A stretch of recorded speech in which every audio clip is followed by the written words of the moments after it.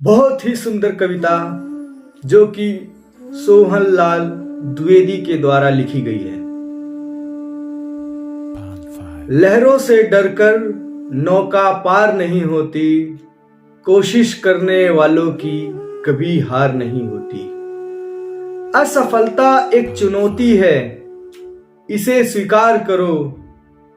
क्या कमी रह गई देखो और सुधार करो। जब तक सफल ना हो जाओ, नींद चैन को त्यागो तुम।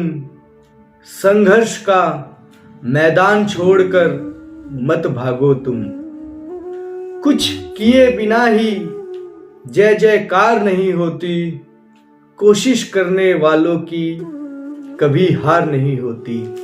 नमस्कार दोस्तों, मेरा नाम है दीपक और मैं आप सभी का स्वागत करता हूं भगवत गीता की इस सीरीज में। अभी तक हमने देखा अर्जुन जो कि कृष्ण को बता रहा है अपनी दुविधाएं कि वो युद्ध क्यों नहीं लड़ना चाहता, वो युद्ध से क्यों भाग रहा है। हालांकि हो सकता है उसके पीछे के कारण कुछ और हो, बता कुछ और रहा हो और सोच कुछ और रहा हो। कृष्ण भी अर्जुन को ध्यान से देख रहे हैं, उसकी बॉडी लैंग्वेज को समझ रहे हैं, उसके एक्सप्रेशन को समझ रहे हैं। ये सारी चीजें कृष्ण भी भली भांति कैलकुलेशन कर रहे हैं। वो कहता है कि मेरे चाचे दादे मामे ताऊ ससुर साले सगे संबंधी जितने भी हैं सभी आए हुए हैं लड़ने, मैं इनसे कैसे लड़ सकता हूं।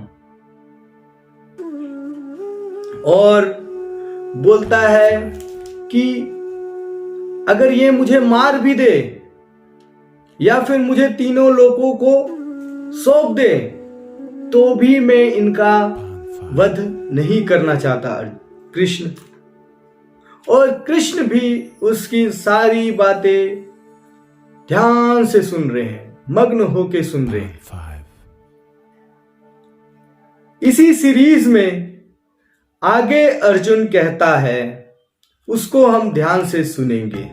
अब आगे अर्जुन कहता है, यद्यपेते न पश्यन्ति लोभपहत चेतसा, कुलक्षया कृतं दोषं मित्रदोहे च पातकम्।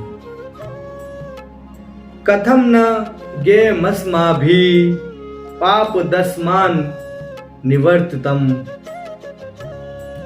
कुलक्षया कृतं दोषं प्रपश्यति जनार्दन। कुलक्षये प्रणश्यन्ति कुलधर्म सनातना। धर्मे नष्टे कुलं कृष्ण धर्मो भी भवत्युत। अर्थात अर्जुन कहता है, यद्यपि लोभ से भ्रष्टचित्त हुए ये लोग कुल के नाश से उत्पन्न दोषों को और मित्रों से विरोध करने में पाप को नहीं देखते, तो भी हे जनार्दन कुल के नाश से उत्पन्न दोष को जानने वाले हम लोगों को इस पाप से हटने के लिए क्यों नहीं विचार करना चाहिए। आगे कहता है, कुल के नाश से सनातन कुल धर्म नष्ट हो जाते हैं और धर्म के नाश हो जाने पर संपूर्ण कुल में पाप भी बहुत फैल जाता है। अब अर्जुन कह रहा है, हे कृष्ण, हे माधव, अपने ही बांधव धृतराष्ट्र के पुत्रों को मारने के लिए हम योग्य नहीं हैं। और कहता है, क्योंकि कुटुंब को मारकर हमें क्या प्रसन्नता होगी, क्या सुखी होगी, क्या प्राप्त होगा। इससे पहले श्लोक में भी अर्जुन ने यही बात करी थी कि हम अपने लोगों को मारकर प्रसन्नता कैसे प्राप्त कर सकते हैं।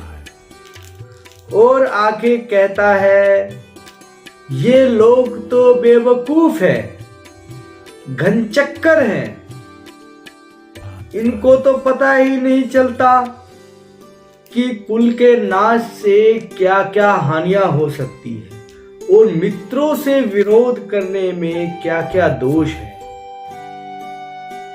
सबके सब पाप में जाएंगे, लेकिन कृष्ण, हम तो समझदार हैं, हमें तो इस पे विचार करना चाहिए, हमें तो युद्ध को रोकना चाहिए। और आगे वह कहता है, कुल के नाश से सनातन कुल धर्म नष्ट हो जाते हैं, धर्म के नाश हो जाने पर संपूर्ण कुल में पाप भी फैल जाता है। अभी क्या कम पाप फैला हुआ है, जिस राज्य में उस राज्य की रानी को बीच राज्य में लाकर उसके वस्त्र हरण किए जाएं, इससे क्या कम पाप हो सकता है। अर्जुन सब बातें जानता है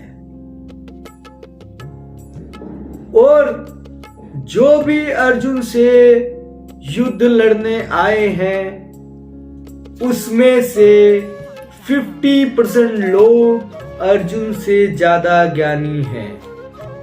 उनको भी पता है क्या हो रहा है, लेकिन वो युद्ध से पीछे नहीं हट रहे।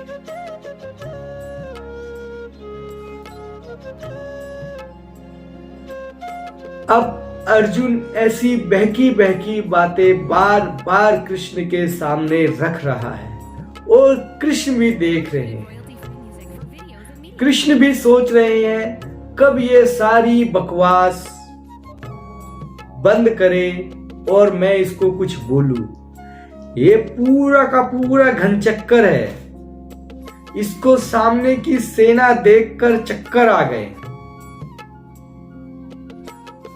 इसीलिए तो इसके हाथ से धनुष फिसला जा रहा है, एक खड़ा रहने में असमर्थ है। तभी तो जब चक्कर आए होंगे तभी तो होगा ना ऐसा।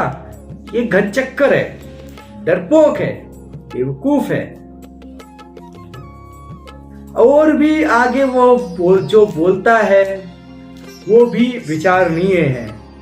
आगे क्या बोलता है इसके अगले अध्याय में हम जानेंगे। तो आज के लिए इतना ही। बहुत बहुत धन्यवाद।